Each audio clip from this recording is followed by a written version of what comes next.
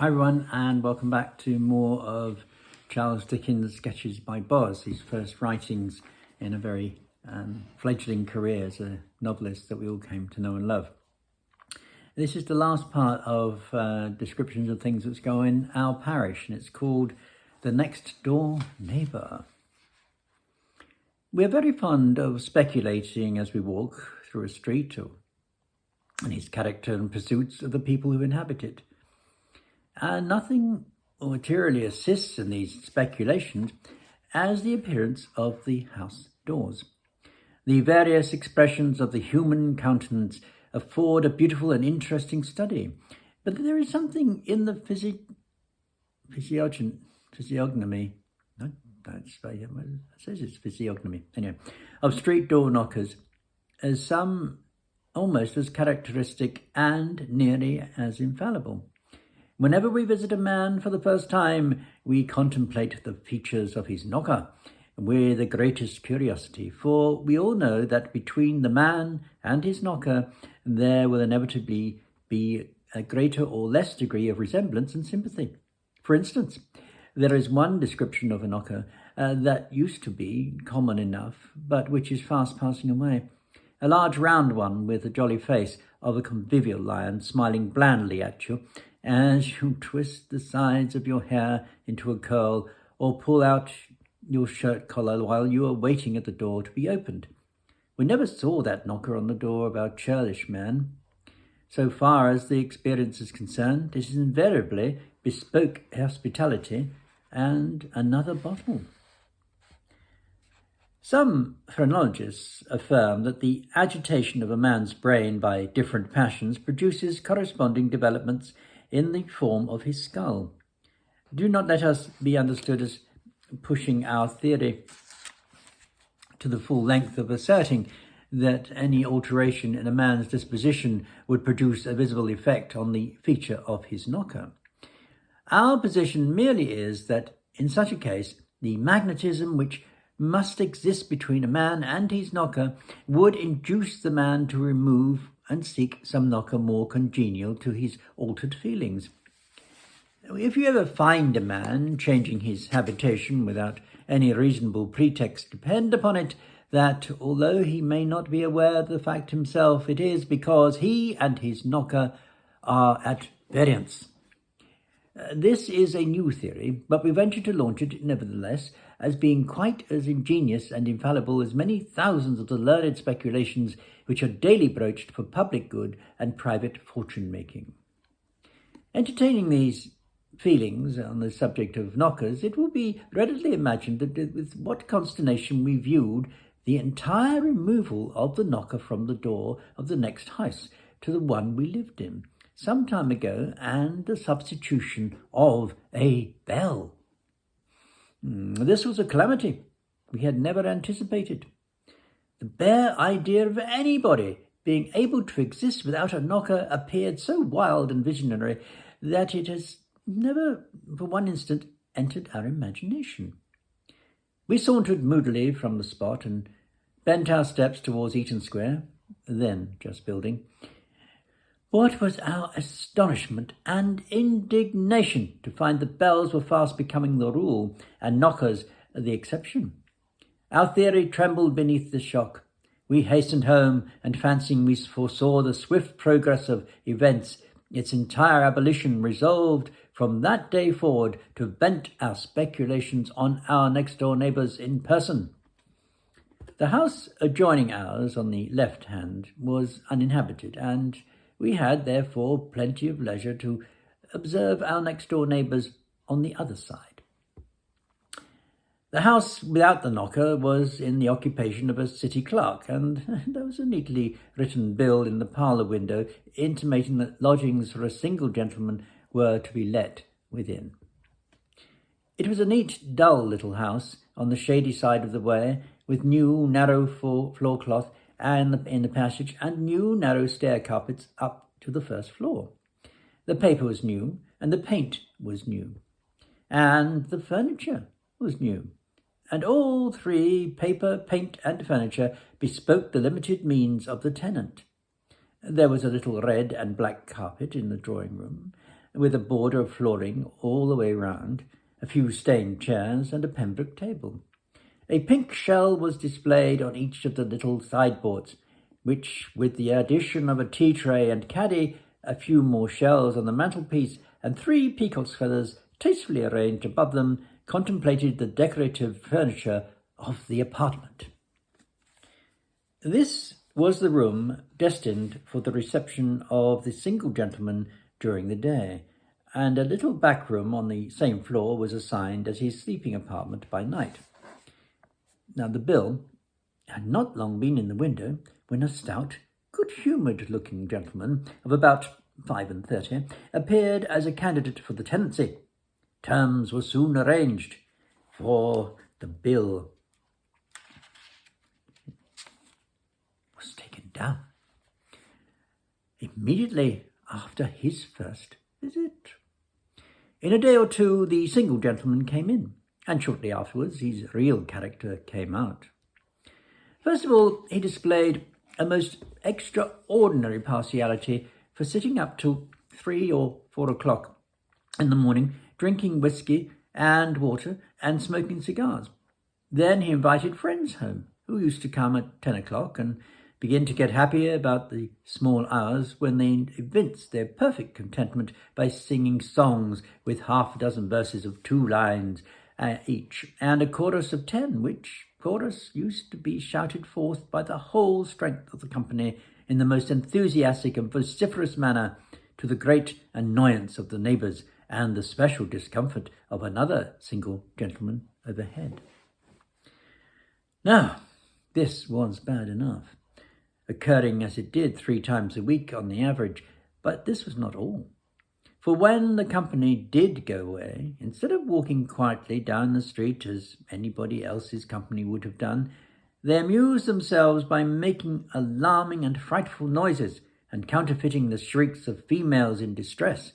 And one night a red-faced gentleman in a white hat knocked in the most urgent manner at the door of the powdered-head old gentleman at number 3, and when the powdered-headed old gentleman, who thought one of his married daughters must have been taken ill prematurely, had groped downstairs, and after a great deal of unbolting and key-turning, opened the street door, the red-faced man in the white hat said he hoped he'd excuse his giving him so much trouble, but he'd feel obliged if he'd favour him with a glass of cold spring water, and the loan of 10 shillings for a cab to take him home, on which the old gentleman slammed the door and went upstairs and threw the contents of his water jug out of the window, very straight, only it went over the wrong man, and the whole street was involved in confusion. Now, a joke's a joke, and even practical jests are very capital in their way, if you can only get the other party to see the fun of them. But the population of our street was so full of apprehension as to be quite lost to the sense of drollery of this proceeding. And the consequence was that our next-door neighbour was obliged to tell the single gentleman that unless he gave up entertaining his friends at home, he really must be compelled to part with him. Now, the single gentleman received the remonstrance with great good humour, and promised from that time forward to spend his evenings at a coffee-house, a determination which afforded general and unmixed satisfaction. The next night passed off very well, everybody being delighted with the change, but on the next the noises were renewed with greater spirit than ever. The single gentleman's friends, being unable to see him in his own house every alternate night, had come to the determination of seeing him home every night, and with that the discordant greetings of his friends at parting, and the noises created by the single gentleman in his passage upstairs, and his subsequent struggles to get his boots off, the evil was not to be borne. So our next-door neighbour gave the single gentleman, who was a very good lodger and in other respects notice to quit, and the single gentleman went away and entertained his friends in other lodgings. Now, the next applicant for the vacant first floor was of a very different character from the troublesome single gentleman who had quitted it. He was a tall, thin young gentleman, with a profusion of brown hair, reddish whiskers, very slightly developed moustaches. He wore a braided surtout with frogs behind, light grey trousers, and wash leather gloves, and had altogether rather a military appearance, so unlike the roistering single gentleman. Such insinuating manners, and such a delightful address. So seriously disposed too. When he first came to look at the lodgings, he inquired most particularly whether he was sure to be able to get a seat in the parish church, and when he had agreed to take them, he requested to have a list of the different local charities, as he intended to subscribe his mite to the most deserving among them.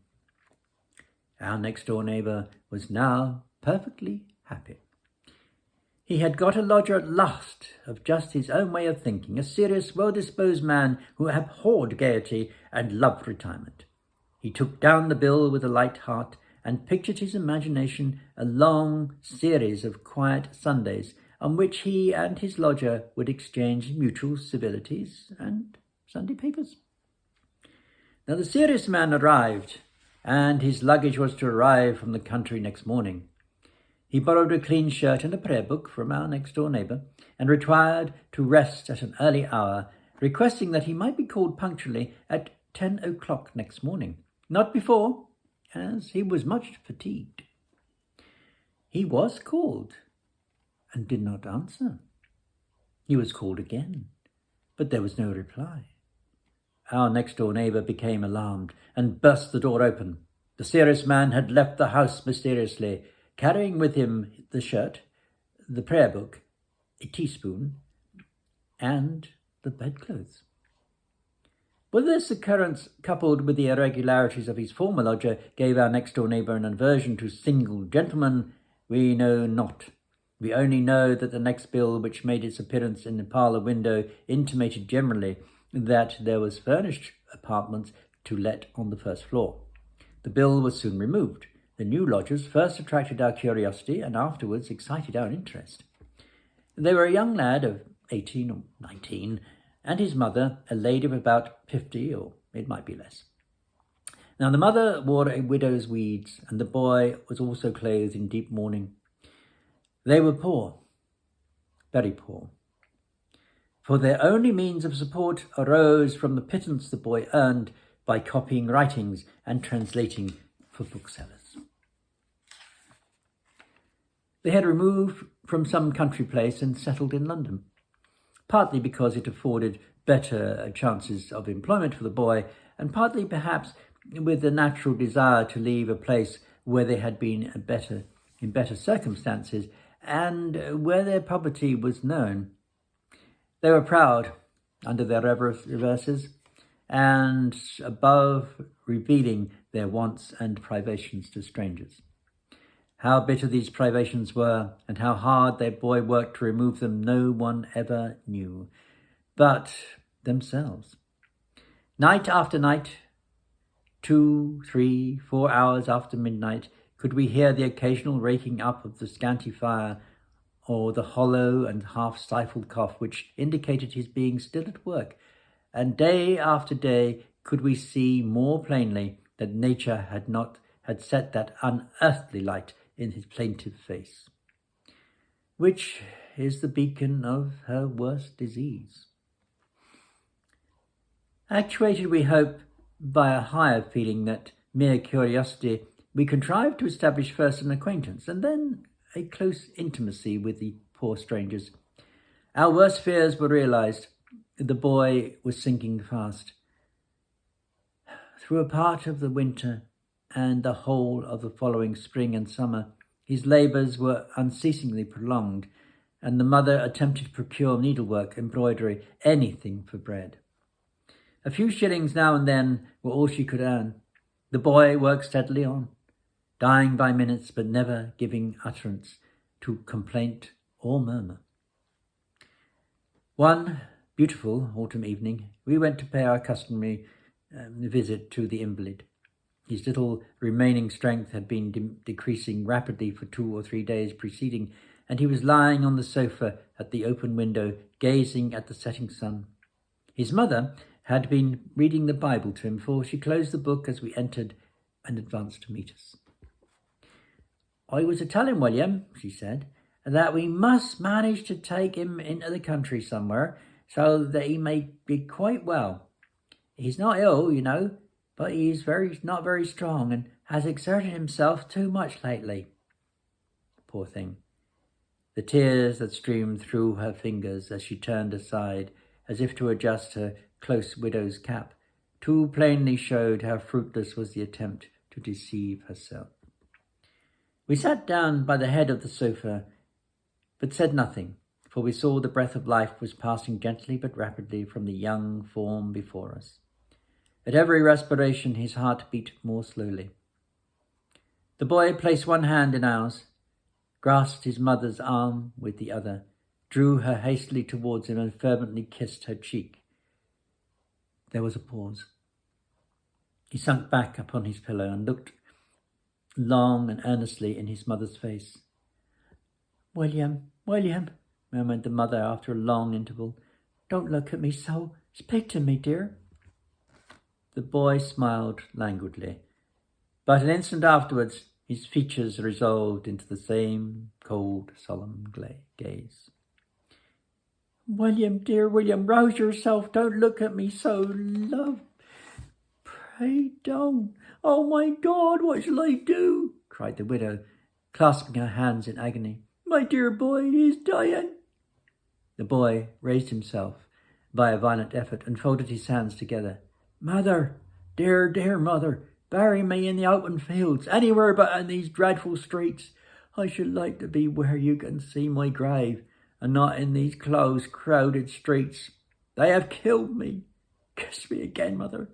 Put your arm around my neck." He fell back, and a strange expression stole upon his features, of pain, not of pain or suffering, but an indescribable fixing of every line and muscle. The boy was dead. It's a rather sad ending to our look at the parish, but I think one that Dickens knew only too well. He hated London. He hated living there. In fact, if you look at his novels, all the bad things in his novels seem to be around cities, mainly London. All the good things seem to be in the country in his beloved Kent. But there we go. That's the last of the stories pertaining to the parish, our parish. And I'll read you some more sketches by Boz. I hope you enjoyed these set of observations from Charles Dickens. And we'll read a few more of his other observations of life in London and its surrounds. Until next time, if you like it, please give me a thumbs up. If you don't, obviously, you can give me a thumbs down. Until then, stay safe, be good, and most of all, be kind. We need more kindness in this world and understanding. See you soon. God bless. Bye-bye.